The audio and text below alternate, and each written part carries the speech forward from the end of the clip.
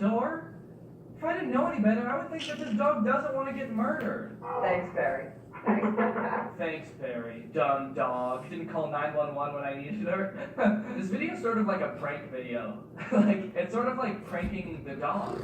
I've never seen a prank video where someone pranks a dog before, but I guess that this is what it would be like. Pranking my dog? I traumatized my dog? Gone wrong.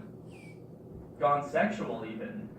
If you keep fucking making out with your dog. Just saying, maybe if you spent less time making out with your dog and a little bit more time training her to do things like attack intruders, then maybe this wouldn't happen. But at the same time, like, do you really want your dog to be that aggressive towards intruders? Because if it is, then it's probably going to be aggressive towards, like, your friends when they come over too, or people, anyone that the dog doesn't recognize is going to be like, are you trying to kill my owner? I was trained for this. You have to die. Next up, Ruby. You're a princess, yes, you are. A 4-year-old pit bull lab mix beloved by her owner, Kevin Peterson. God, gross. Gross. Why did I have to show so many clips of that? I don't want to see humans making out with dogs. It's gross. I believe she's gonna bite, but I'd like to find out. So this dude's like, I think she's gonna bite the intruder, but I really want to find out for sure. I really need to know. Like, it's really pertinent for this dude that he finds out this information. How worried is he that this is gonna happen to him? Some masked guy is going to barge into your house with no weapons, by the way, and just start slapping him. Because, like, if the burglar had a weapon, then the dog doesn't stand a chance anyway. Even if the burglar had, like, a baseball bat, then you wouldn't want your dog to attack, would you? Because then you know what happened? The dog would die, and then you would die. So the dog can really only defend against this slapping bandit over here. Who is this guy going to be pissing off that's going to come over just to slap him? And it sure looks terrifying. Ruby comes running to investigate. Ruby! She's not so brave either. She runs away.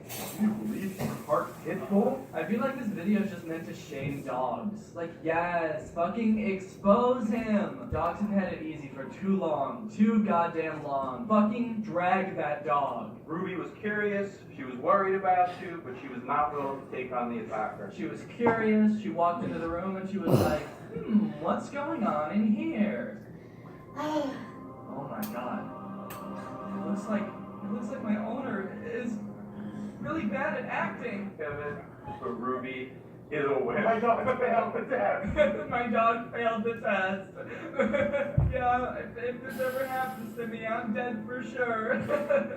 And I live alone, and I'll die alone. My dog failed the test. My dog's not even gonna stick around to watch me die. She's just gonna run off like every other woman in my life. She failed the test. Now meet the duo of Frodo and Dobby. Ferocious looking, not even close. Finally, a sensible woman who doesn't French her dogs. Well, actually, it even looks like her dogs really don't want any kind of kisses whatsoever. I think Frodo is really going to go after the attacker. Well, we'll just see about that.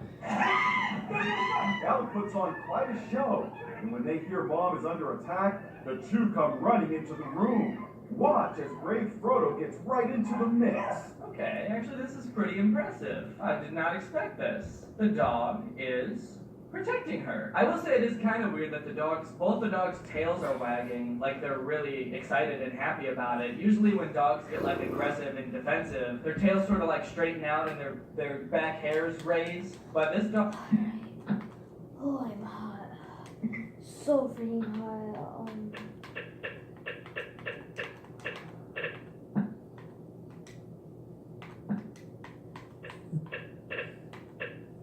How front walk over? I'm just gonna not even have good English.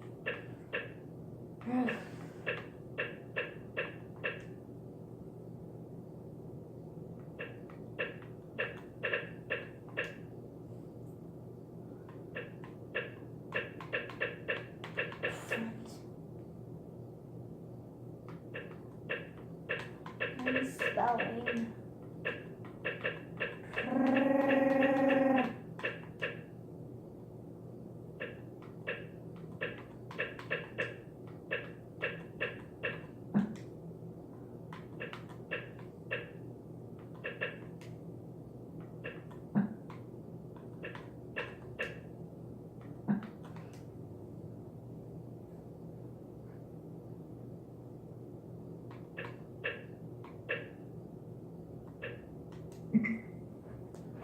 Olivia, or Fierce Livy, and today you are going to learn how to do a front walkover.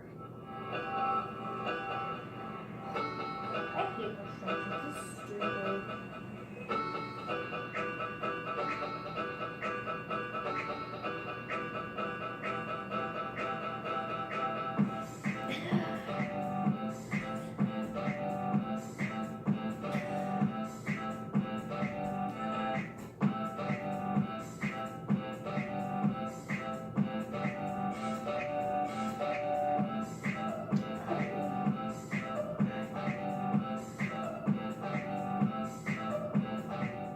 The reason you should stretch before doing your front walkover is because you will end up doing a split handstand and coming up from a bridge. So stretching just increases your range of motion, making it easier to do the front walkover.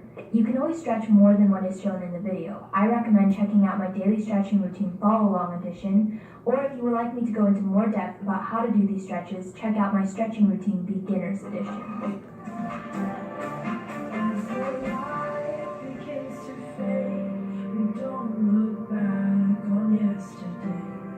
We're on fire in our minds.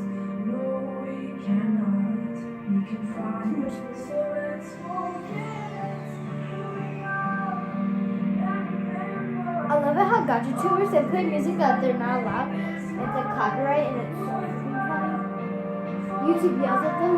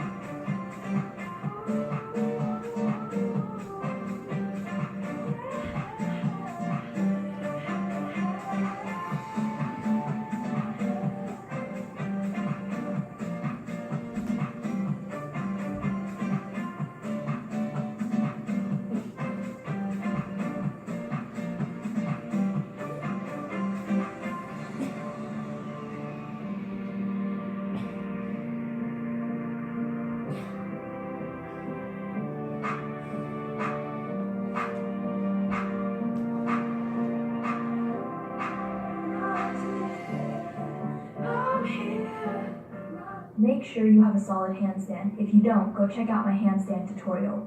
Also, make sure you know how to come up from a bridge, and if you don't, go check out my backbend tutorial. A really helpful tip for coming up from a backbend is to sway your body back and forth so you have the momentum to swing your body up. First, you're going to learn how to do a front limber. You go into a handstand and then land in your bridge and come up. If you're afraid you're going to fall, land your bridge on an elevated, soft surface, and as you become more confident, use shorter surfaces. When I'm in my handstand, I just bend my knees and land in a bridge, aiming to land my feet as close to my hands as I can. Practice doing a split handstand. Your prep will start with a pointed foot in front. That pointed foot depends on if you are better at your right or left splits. Then you will transition into a lunge, and from that lunge into your split handstand. That back leg will go in the air first, and your front leg will follow your back leg. Now, as you do the split handstand, practice landing on one foot, and then set the other foot down once that first foot has landed. Make sure to keep your legs tight or you will lose control and collapse. Ensure you have that split in your legs as you do your front walkover. And you need to land your first foot that lands as close to your hands as you can, because that will make it a lot easier to come up and you won't collapse. You should be spotting the ground the entire time. As soon as your hands begin to lift off the floor, that's when you should bring your head up and stop spotting. When your first foot lands, you immediately lift your hands off the ground and notice that my foot farthest away hasn't even reached the ground yet, while my hands have already been lifted. So it's kind of like getting up from a one-legged bridge. This is a personal tip that I discovered while teaching myself how to do a front walkover. I found it much easier when I aimed to set my hands far away from my body because I felt like I had more power and momentum, and it was much easier for me to get up. And make sure you don't land your hands too close to your feet, or otherwise it will be really hard to come up. I'm here.